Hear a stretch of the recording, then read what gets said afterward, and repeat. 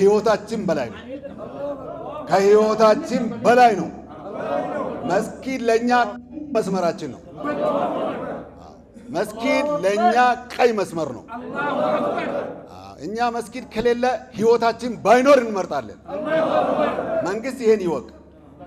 ያደረገልንን እናመሰግናለን፣ እናረግላቸዋለን ላለውም እናመሰግናለን፣ ሊሰጠን ላሰበ ነገርም ወላኪን በየጊዜ አጀንዳ እየተደረገብን ወደ ልማት መጅሊሱ እንዳይዞር ገና መተን ወር ሳይሞላን አንዴ እዚህ ጭቅጭቅ ውስጥ እኛ መክተት ማለት ራሱ መንግስት መዋቅር ውስጥ ቁጭ ብሎ ጥላቻ የሚያራዝም። ስለዚህ ይሄን እኛ አንታገስም። እኛ ሙስሊሞች ለሀገር ልማት አንደኛ ነን። አታለሙ፣ መንግስት አትደግፉም።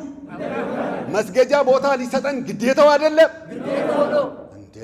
እንዴት ነው? መስገጃ ቦታችን ሊሰጠን ግዴታው ነው። ልማት እሺ ብለናል።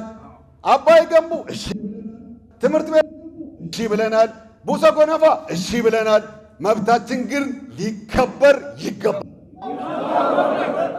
መብታችን ሊከበርልን የሚከፈለውን ሁሉ ዋጋ እንከፍላለን።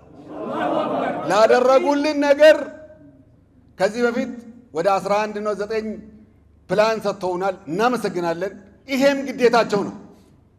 እስካለማን ድረስ እስከ ገበርን ድረስ እስከ ኖርን ድረስ መስገጃ ቦታችን ግዴታቸው ነው። መቀበሪያ ቦታችን ግዴታቸው ነው። መስገጃ ቦታችን ግዴታቸው ነው። የክፍለ ከተማ መሬት አስተዳደሪም ይሁን ጸጥታ ዘርፍ ይሄን ሲያደርግ የበላይ ተቋም ጋር ተነጋግሮ ማድረግ ግድ ይላቸዋል። ይሄ ለኛ ቀይ መስመራችን ነው።